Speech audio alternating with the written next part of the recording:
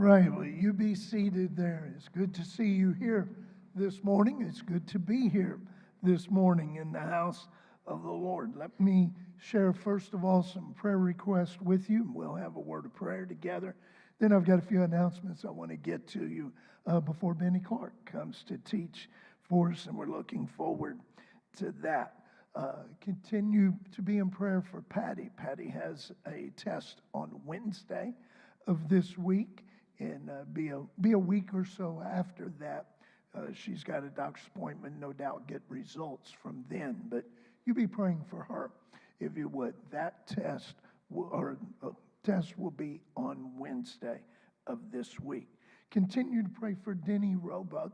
Denny did get to go home from the hospital yesterday, and texted with him in the morning. He was going home. Got one from him later in the afternoon, and he was home. And so Denny's home from the hospital, but he is on oxygen. And he said, hey, I'd rather be home without that, but I'd rather be home than in the hospital. So you continue to pray for him, but that he is there at home now. Pray for Beth Dugan. To my knowledge, Beth is still at Northside Gwinnett. I've not heard differently, but be praying for Beth from that fall that she took. And then Doug Martin's niece in Athens going to have a heart ablation on the 27th is the date that I have, Doug, of October. Pray for his niece, and then pray for Courtney Calloway. Courtney's going to have some more tests, and they're still trying to figure some things out there with Courtney, and so you be praying for her, if you would. All tests are important when they're you, right? But these are extremely important to her and her husband, so be praying for Courtney. But let's go to the Lord this morning. Lord, we are so thankful for the answered prayer that we have seen as a church family. Lord, so thankful for your goodness in our lives and the life of this church. Lord, I do pray that you would be with those names on this list. Lord, with tests this week and procedures upcoming for so many people. But Lord, I'm also thankful for all of the names that have been removed from the list in the last few weeks. And Lord, how that you have heard and answered prayers on behalf of those families. And I ask and pray that we would continue to be able to see your work and to praise your name as a result of it. Lord, I pray for our services today, Brother Benny, as he teaches this morning, Pastor, as he preaches here in a few moments, that, Lord, you would just be honored and glorified by what we do here in this place, that, Lord, your name would be uplifted. Lord, I'm so thankful for last week and the celebration that we were able to have at 154 years of your faithfulness. And Lord, let us never forget that. Let us be constantly reminded that great is your faithfulness. Lord, again, we ask and pray for your blessings on the list that we have shared, Lord, and for your blessings upon this day. In Jesus' name, amen. I do want to say thank you to everybody who had a part in homecoming, setting up, tearing down, whatever it was that you did. The singing was great. It was just a great day to be in the house of the Lord. So thanks to each and every one of you for that. And but we can't rest there. We got to look forward to what the Lord's going to do now, today and in the future. So thank you, and then let's be expectant for what he will do for us. But a few announcements I want to share with you tonight. Tonight at 5:30, we're going to have missionary candidates Cody and Savannah Farrell. Now, Savannah is the daughter of Joe and Vanessa Torres, and they are going to the Netherlands. And so they will be here this evening and sharing their ministry. They're going to take about 15 minutes. We're still going to have, I'll say, a regular service. That will be part of it. I'll still be preaching this evening and so forth. But I want you to come back, support them in what they're doing, what their ministry is. We have a check prepared from the missions account for them, but we're also going to be taking a love offering this evening for them to give you an opportunity to give into their ministry, but they're beginning deputation, and my understanding is it has just started. They've just, we're one of the first churches that they will have been in, and so that'll be this evening. Looking forward to that. And then on Wednesday evening, Bible study, 6:45. Pastor will be teaching this week. It's 6:45 for our Bible study. Friday, prime timers. Our event is Friday at noon, and my wife actually has the list this morning. If you have not signed up, please do so. Don't think you need to bring anything this time. It's nothing like that. We just need to know who's coming. There's two reasons. Number one, we want to have enough chili. Number two, I want to know how to rig the bingo game. And so I need to know whose names are on the list so I know how to fix it. And so they do need to sign up. You're telling me something. Please? Yeah, today is the deadline. That event is Friday at noon over in the fellowship hall. It's going to be a lot of fun. And then on Saturday, trunk or treat, 4 o'clock Saturday afternoon. I'm looking forward to that. That's going to be a lot of fun. I'm looking forward to go around seeing what your trunks look like, how you've decorated those up. But that's going to be Saturday at 4 o'clock. And then shoe boxes. I've seen some of you have already begun to pick those up. They are in the foyer, Operation Shoebox. Get those shoe boxes, fill them up. You know the drill on what to do with those. Do not seal them up. I think that is always one big thing. Don't seal them up. Bring your boxes in. Joy, where do you want them? Still put them in the back there. All right, we're going to put them back on this back pew. And November the 16th, two things about the date. That is the deadline to turn your box in. And that evening, November 16th, Thrive will have their annual Operation Shoebox packing party. So they've got to be in November 16th. That's going to be a lot of fun for those kids. They love that packing night and all that they do with that. But put those boxes right back there. They're in the foyer. You can pick them up and take them home with you. Brother Benny, come and teach for us.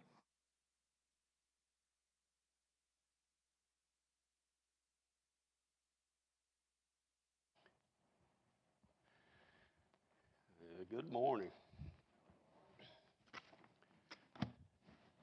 This was a hard one. I think Mark gave me this one on purpose. I have enjoyed, since we started the book of James, the teaching and the preaching surrounding it,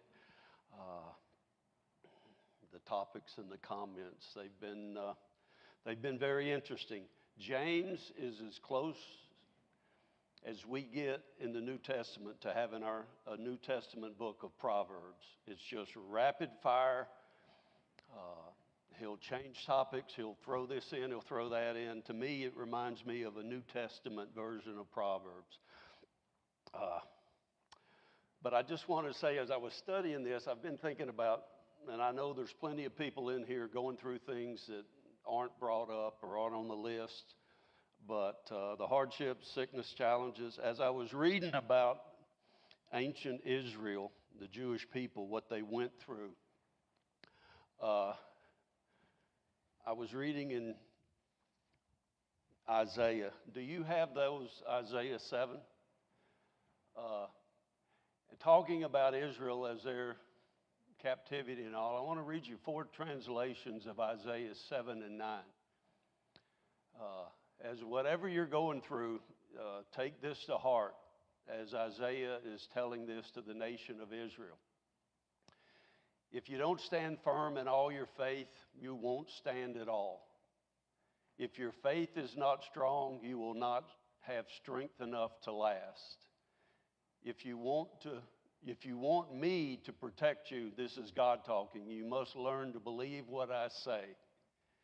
And lastly, in the name of God translation, if you don't remain faithful, you won't remain standing. Take that for what it's worth with whatever you're going through. persevere. And I've enjoyed Brother Mark's kicking us off, and then Joe's 2 weeks ago. But the topic of works and faith and works comes up a lot. Martin Luther hated the book of James. He didn't think it should be in the Bible because it talked about works breaking away during the Reformation. But to me, the key thing is when was Abraham justified? If you are brought up or kind of believe in you need works and faith, then you're going to believe that Genesis 22 is when Abraham was justified, when he offered Isaac, because he did the work. But honestly, I believe Abraham was justified in Genesis 15 when he had faith to believe. The work was a manifestation of his faith, but to me, that settles it. If he believed the Lord, he had faith in God, and that's when he was credited to him as righteousness. So, and then Mark has mentioned once or twice, and maybe Pastor once, Mark once, talking about absolute truth a couple weeks ago. And that took me in a flashback back to my days when I had to take some apologetic classes. And I'll give you the best answer I've ever heard. If you're ever talking to a grandchild, a child at a holiday meeting at school, or God forbid, that's a joke, you're witnessing to somebody, and they make the bold proclamation, there is no absolute truth. You'll hear it a lot. Your best response to that person should be, are you absolutely sure about that? And they say, yes, I am. They say, they haven't got it yet. So then you say, so you're absolutely true that this is a absolutely true statement that you just made, that there is no absolute truth. Then they'll start to backtrack. But what that is, that's a self-defeating statement. It defeats itself without anybody commenting on it. But that's how, and you don't try to win arguments, you try to win people. But when people don't know, they need to be educated about what they don't know. All right. Whataboutism, that's the title of this lesson. Go back to that. That is a modern term to explain how we deal with issues in our life. From the Cambridge Dictionary, it says, whataboutism is the practice of answering a criticism or difficult question by making a similar criticism, typically starting with the words, well, what about this? And we all do it all the time. An example being, whataboutism is used to avoid having to address a difficult topic directly. And in this case, we're looking at sin, and more specifically, the sin of the tongue. Mother tells her daughter, your room's a pigsty, you need to clean it up. Well, have you been in my brother's room? It's twice as dirty as mine. The question was, what about your room? Not about your brother's room. Father confronts a first-year son in college and said, your grades are horrible. We have to talk about this. And the son says, well, you never even went to college. So, that doesn't have anything to do with the fact that you're flunking out in grand style. So, Christians have to be careful not to adopt this mentality. As we see the world literally going up in flames and sin all around us is worse and worse, we can't use whataboutism and not confront the stuff that we're supposed to be doing or not to be doing. As God convicts us and we read His Word, we don't say, example I've heard, not in this church, but in a church I went to previously, wink, wink. How can she say that about me? She's been buried 3 times. That's whataboutism. Christians should not employ that tactic in dealing with sin in their lives. uh, trying to avoid it. Anybody grow up with their kids or grandkids watching Sesame Street? Anybody? Bueller? The first year, I think it started in 1968, this was one of their feature things. One of these things is not like the other. Anybody ever see that? Well, we're going to get to that if I ever get to the lesson. But keep this in mind. One of the things on that screen is not like the other.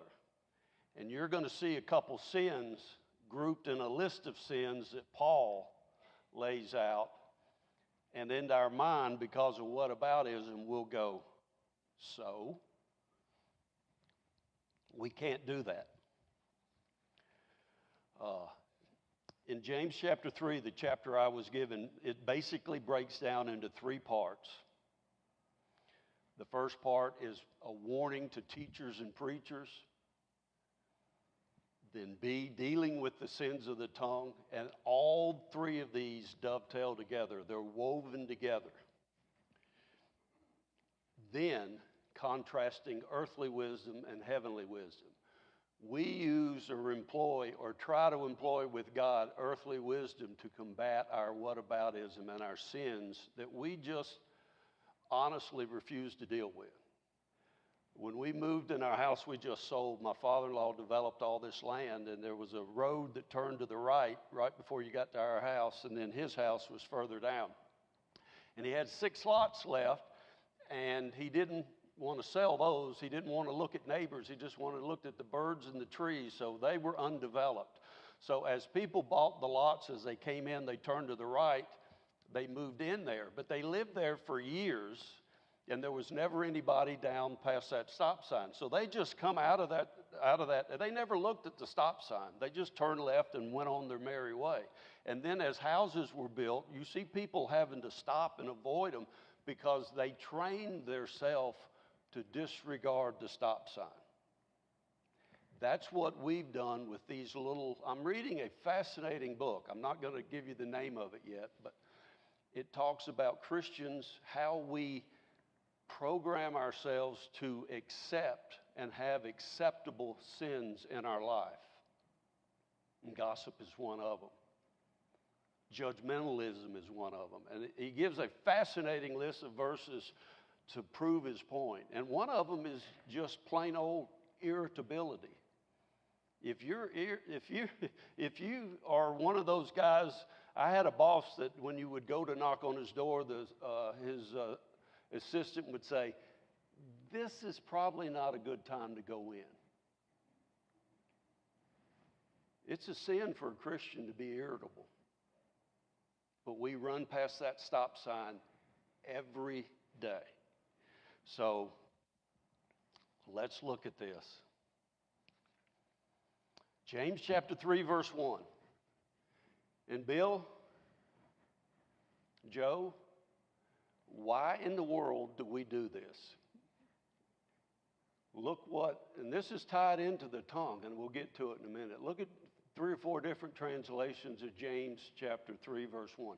Not many of you should become teachers, my fellow believers, because you know that we who teach will be judged more strictly. Of anybody in this room that doesn't need to be judged more strictly, it's me. My brethren, the King James. It gets kind of lost in translation a little bit because they use some old English words. My brethren, be not many masters. When you go to school to be a teacher, you get your master's. So they use that word as a teacher. Not many should be masters, knowing that we shall receive the greater commendation. The easy English translation, it's a goofy name, but it's a good translation for a paraphrase. Verse 1, my Christian friends, not many of you should become teachers. We people who teach God's message must be very careful. When God judges everybody, he will demand more from us than from any other people. Now let that sink in. It's hard to get past I'm not going down there, and I've got a mansion up here, and this doesn't really affect a lot of people. The God's Word translation says, brothers and sisters, not many of you should become teachers. You know that we who teach will be judged more severely. And then if you don't have a copy of, it's out of print, been out of print for a long time, the J.B. Phillips, he didn't do the Old Testament, he just did the New Testament. It is a great paraphrase translation. Don't aim at adding to the number of teachers, my brothers, I beg you. Remember that we who are teachers will be judged by a much higher standard. Now, who wants to sign up for that?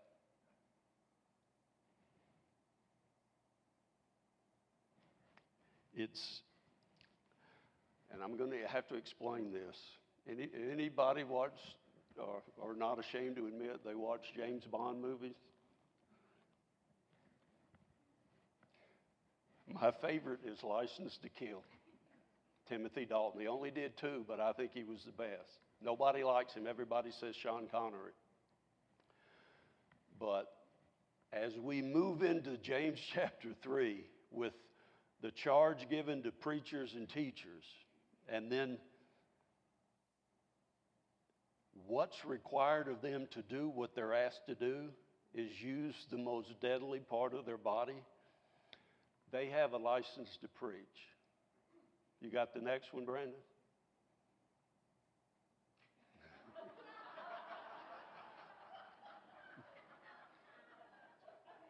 I'm sorry, Mark. It looks like you've got a yarmulke on your head, and it's just... that wasn't intentional. You ever get in the elevator? My wife gets in the elevator. She makes sure that the elevator has been inspected it's not expired. When we were at St. Simon's, the elevator inspection was expired.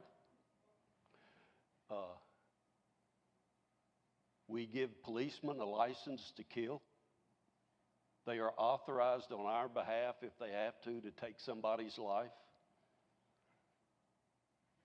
Miss Holly went through quite a bit of time before she was allowed to stick her fingers down your throat. She had to get a license. It's required. Aren't you glad airplane mechanics have some training? A little bit of, you don't need that. Food inspector? Ask the guy that owned Jack in the Box out west, his hamburger. The license proves that they know what they're doing. The most deadly license to own or have the operator's license is this one. The license to preach. There is none other. Because God will hold everybody that stands somewhere this morning and says, thus saith the Lord. You better be prepared. You better be truthful and honest. And you better rightly divide the word. When the nation of Israel is coming into the land, and everybody gets to see their inheritance, all the 12 tribes, what land they're going to get. I hope we have some beachfront land. What does he say? What does God say about the Levites? The priests. They don't get any land. God says, they work for me. I'll take care of them. No land. They're on God's payroll.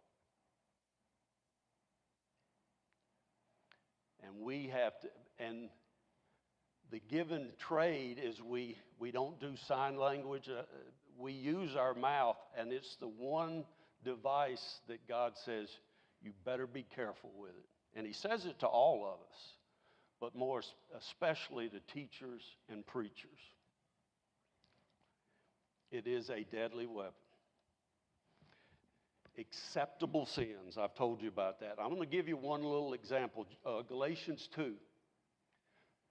I don't think a lot of times or Galatians 6, we look at these New Testament commands and we don't tremble at them like Charlton Heston did when he was getting the 10 Commandments in the Old Testament. These are the ones you're going to be judged by. Bear ye one another burdens, and so fulfill the law of Christ. How many times when pastors make the announcements or the prayer list goes out and we don't pray for the people that are asking you, please bear my burden with me? We're going to answer for it. That's just one example. James chapter 3, verses 2 and 3. We'll look at these. We all stumble in many ways. Anyone who is not at fault in what they say is perfect, able to keep their whole body in check. And then he goes on for verse after verse, giving example after example. He even uses the example of fire. The tongue is like a fire. Pastors talked a couple times about John MacArthur out in Grace Community in California, died not long ago. And I actually didn't know, I don't know if you've heard this name, I had to listen to some of this guy's sermons. Voddie Baucham died in September, and I missed that. But John MacArthur says when he was in seminary, he said he didn't have two nickels to rub together, and he had to teach and preach to show himself worthy. And he said, I had one good sports coat. Well, as they were walking to lunch one day, there was they'd nail on the telephone poles, fire sale, and they listed the name of a very upscale men's clothing store. And the guy said, we can probably get something cheap there. So they went down there, and these were high dollar clothes. And all they had, the store burnt down, but they saved a lot of the clothes. And there was this one sports coat that was his exact size. He didn't need any tailoring. The shoulder width was correct. The arm length, the cuff length was perfect. And you could buy it for 2 cents on the dollar. And he bought this phenomenal blazer. He took it home, and he said it was impossible to get the smell of the smoke out of that coat. James says that's what our tongue is like. When we set somebody on fire with our tongue. It's like, do you remember the California wildfires? Think of that analogy as you read James chapter 3, talking about fire and the sin of not using. And we have to ask ourselves when we're saying something, even if it's true as a Christian, does it need to be said? Do we really have you ever, if I'm the only one, I'll admit it, have you ever been talking to somebody out there with a donut or whatever, waiting, and they're telling you a story, and in your mind, you're shaking your head like you're really lit, but in your mind, you're going, if you'll just shut up, I can top that. I got something much better to add to this conversation. Why don't you finish? Oh, me. The sin of the tongue. 2 Samuel 24. Now look at this. If I ask everybody a show of hands, what's David's worst sin? Everybody's going to say Bathsheba and Uriah. But look at this, 2 Samuel 24:10. God told him not to do something. And here's the punchline. It doesn't matter what God told him not to do. He told David, don't do this. Don't count the men in the army. I said the nation of Israel will be as the sand of the sea. You don't need a number. So what does David do? He counts them. After David counted the people, his conscience troubled him. David said to the Lord, to God, the one that said, go clean up your room. I have committed a terrible sin by what I have done. Lord, please forgive me because I have acted very foolishly. Why did he act foolishly? Because God told him not to do it. Full stop. That's all that was required. In God's eyes, and we honestly struggle, Bathsheba's up here and counting Israel, and our earthly wisdom is down here, but in God's eyes, they're exactly the same. Wow. So, what does James chapter 1 tell us?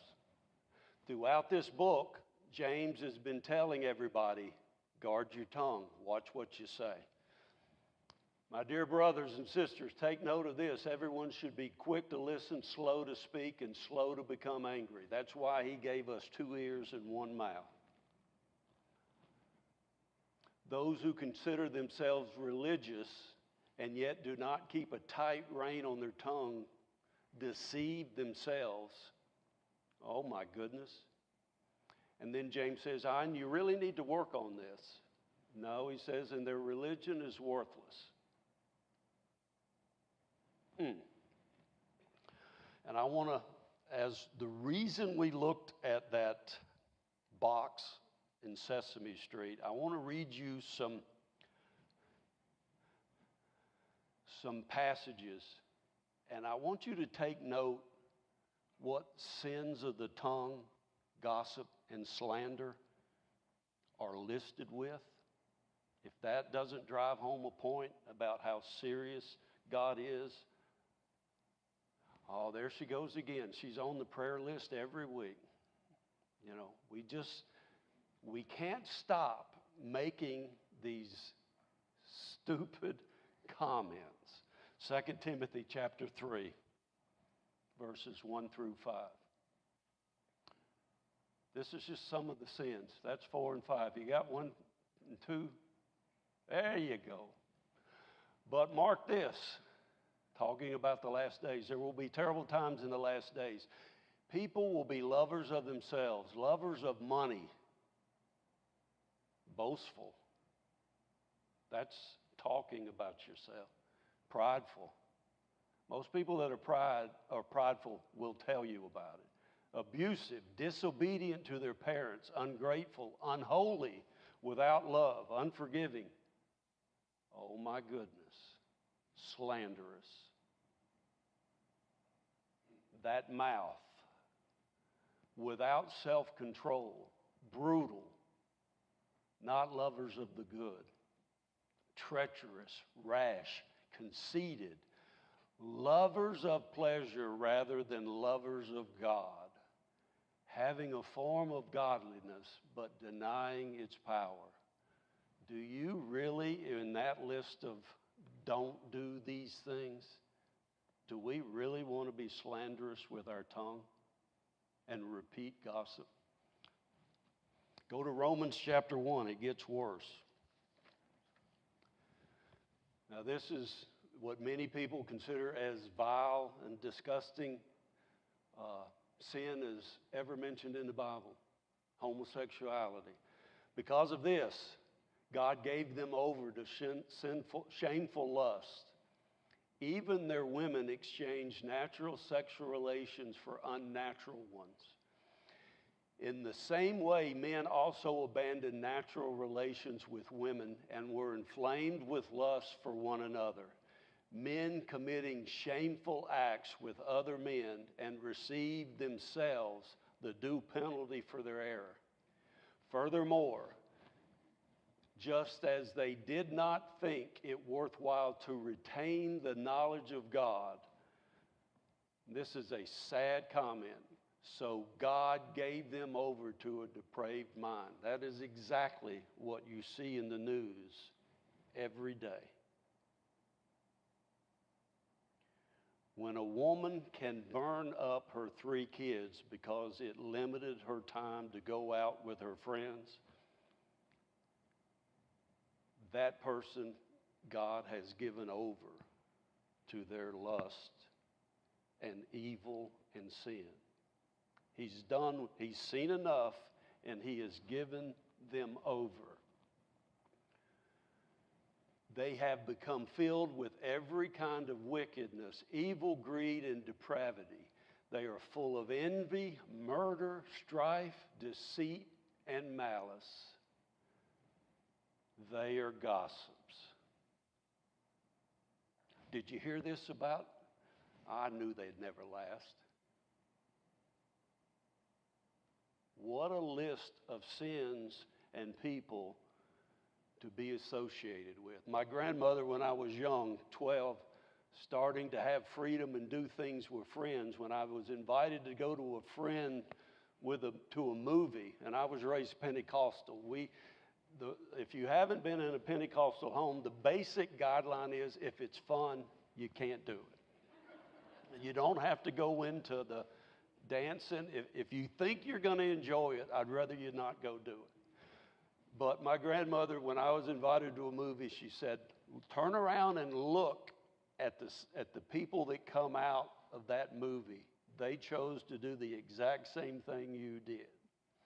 And if you go to a movie you shouldn't be at, it's interesting, I've never forgotten it, to look at the people that come out. I have never done this. Brother Jerry was telling me, but just making sure he was awake.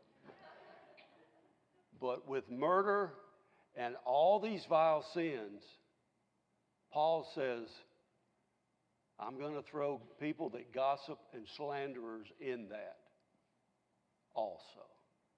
God haters, insolent, arrogant, boastful. They invent ways of doing evil. They disobey their parents. Now, I wanted to give you a couple of current examples. I'm not going to name this pastor. And the charge, why I put Brother Mark and Kevin up there, they're commanded to warn the flock. But they better be right. They can't mess it up because they're responsible. And to a lesser degree, Bill, Joe, and me are the same way. This one pastor, he always stopped. He's retired. He stopped at Starbucks to get a coffee before he lived close enough. He walked to his office at the church, and he walks into Starbucks. He goes in every morning, and one of the baristas said, "Here's fill in the blank. He'll settle this for us." And he goes, and there's 3 employees behind the counter, and there's 3 people getting their coffee, waiting on it to be made. And he says, "Okay." And they said, you can settle this.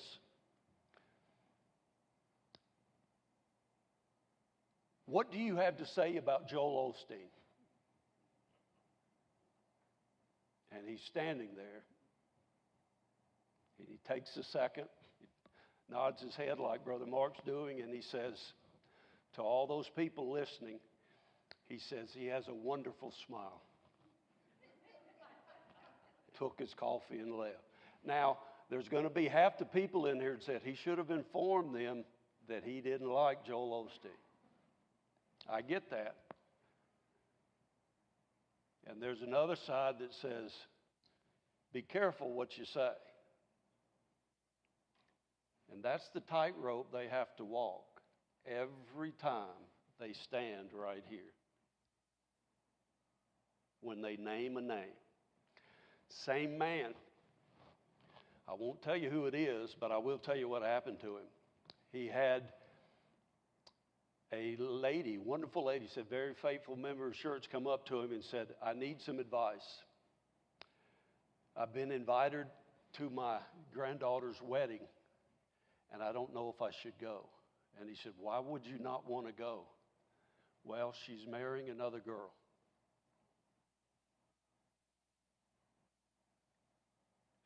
Am I condoning that act if I go to her wedding? And he thought for a second, and he said, I would go. That's your granddaughter. Don't cut off that line of communication with your granddaughter. You love her. Let her know it's wrong. but she's your flesh and blood. Well, he made that statement, and I'm sure there's people in here said that the grandmother shouldn't have gone, and I know there's some in here that said you should have gone. That's not the point. When he made that statement publicly, it went out over his radio broadcast. He was publicly disinvited from speaking at John MacArthur's Shepherd Conference because of the stand he took by giving somebody advice. And regardless of which side of the horse you get off of on that statement, words have consequences. The old story goes, and I got it quick, but I got to finish. I may go a minute long. A story about back in the days of the Puritans. This lady comes to the pastor and says, I have sinned greatly. I have slandered some of the other women in this congregation. What do I do? And they made their own pillows back in the day out of chicken feathers. They would pluck the chickens and they would eat the fried chicken, but they saved the feathers, and they made their pillows out of chicken feathers. He says, as a show of contrition, he said, take a chicken feather and put it at the front door of every person you've slandered, and then come back and tell me how you feel. She came back the next day, or I think he said 2 days later, said, okay, I've done it. I've asked for forgiveness. Now what? He said, one more thing. He said, go pick up the chicken feathers and bring them back. We can put them back in the pillows. She said, they're blown to the four winds. They're gone. He said, yes, ma'am, they are. Just like those slanderous words you spoke of church members, they are blown to the four winds, and you will never get them back. Be careful what you think and say about people. Lastly, and I don't think I gave you this, Brandon, so you're off the hook. Listen to these three verses. Psalm 19:14. How do we stop gossiping and saying? You ever seen somebody make, I'll tell you what, go to Raymond Donovan before I forget. Anybody know this man? He was one of the first named cabinet level positions under Ronald Reagan's first term. He was named Secretary of Labor. And some political enemies were determined to get him, so they had him indicted in New Jersey, which is not hard to do in New Jersey, of fraud. He went to court. He had to give up his position as secretary, a very lofty position in government. And the case was so weak and so scandalous against him, when he was pronounced innocent, some of the jury members stood up and clapped their hands and applauded. Or I guess in Gary, some of them got up and called time out. And then you see all these movies where the guy's found not guilty. He goes out on the courthouse steps and they stick that microphone in his face and say, because he was a cabinet member and the President of the United States, and they say,